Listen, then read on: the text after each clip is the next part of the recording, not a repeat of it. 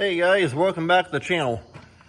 Well, this is going to be a short video, but I had one of my subscribers, if I remember correctly, I think that their channel name is Kessler Grain Farm, I think.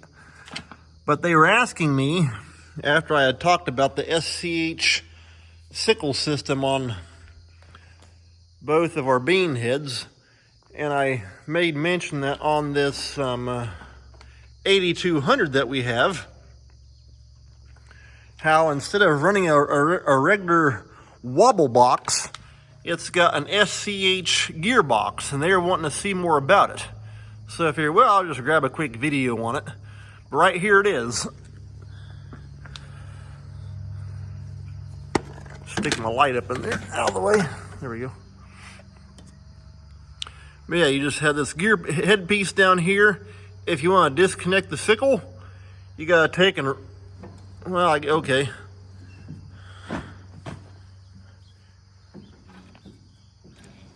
Yeah, there's how it goes. It's got like a big flywheel down here on the end. These notches are so that you can take and work your sickle belt in through that, because you got such a tight gap right there between that and the frame.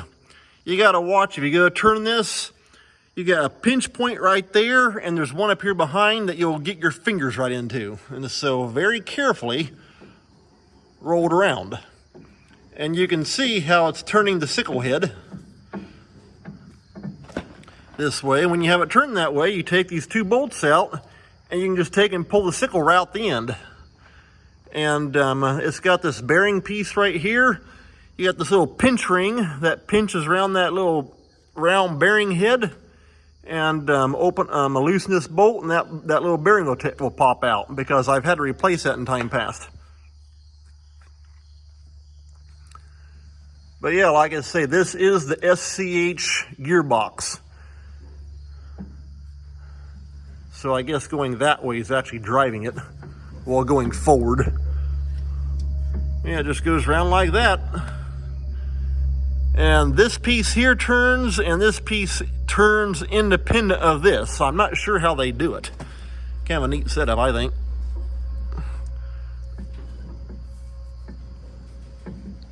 And so anyway, well, I'm not going to sit there and spin the thing nonstop by hand. But yeah, that's what it looks like down here on the bottom. And this cover is kind of a pain to take off, so I got the snout raised up. Let me see if I can take and, well, maybe I can stick the camera up underneath there. Okay, it's got a little bit of rye dust laying on it from doing rye. There we go. Kind of blow all that out, all that dirty, dusty stuff out there. Okay, right there's the top of the gearbox. There's what hooks in. And you can see right there, it says on the left, SCH. And it's bolted down with 4 bolts, 2 right there, 2 on top, and then there's also 2 down here on the bottom side. There we go, right up underneath there. And that is the back of the gearbox. Basically 0 maintenance. It does have, if I can get the camera up in there, well, right there, it's got the little spot of grease. That's a grease zerk. And I may grease that about once a year. Not much. You don't want to blow that sickle out. I mean, blow the sickle out. Blow the bearing out. Blow the seal out. Not the sickle. I'll get it set right eventually. I got my tangle tongue over-tangled.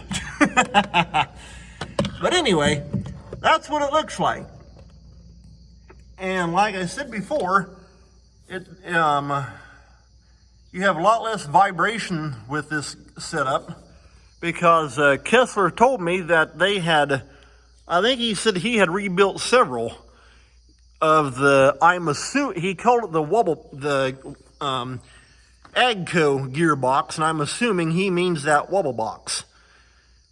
But like I say, I have seen these SCH gearhead drives on John Deere heads also, and from everything I've been told, Gleaner, as you can see right here, Gleaner runs the SCH cutter system as being standard also.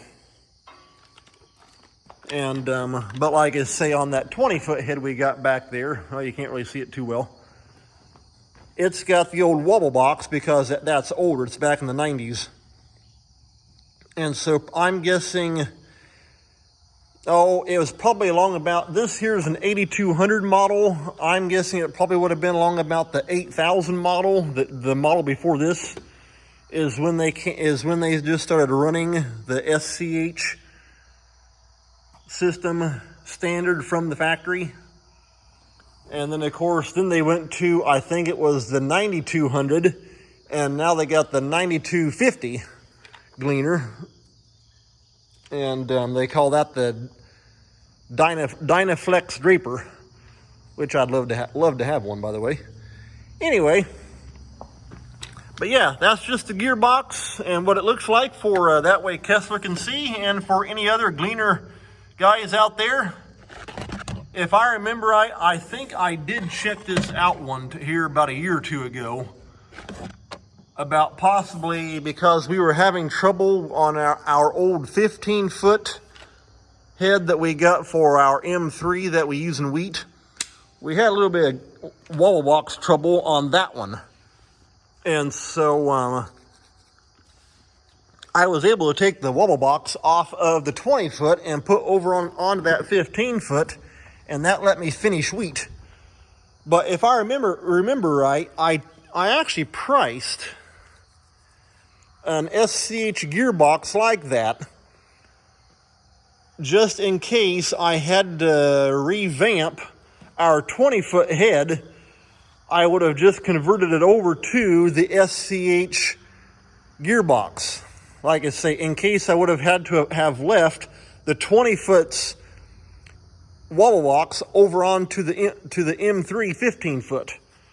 And if I remember right, on that gearbox, and this is going through an aftermarket company, that Manchester Farm Center out of North Manchester, Indiana. If I remember right, for an SCH gearbox at that time, I think it was right around $2,500. And so yeah, they don't give these things away. They're pretty proud of them. But thankfully I did not have to do that. I was able to fix the M3's Wubble box, and it's good to go again, which means the Wubble box for the 20-foot is back on it and running good. But yeah, that's just a little explanation there on the SCH gear drive or gear head, gearbox, whatever you want to call it.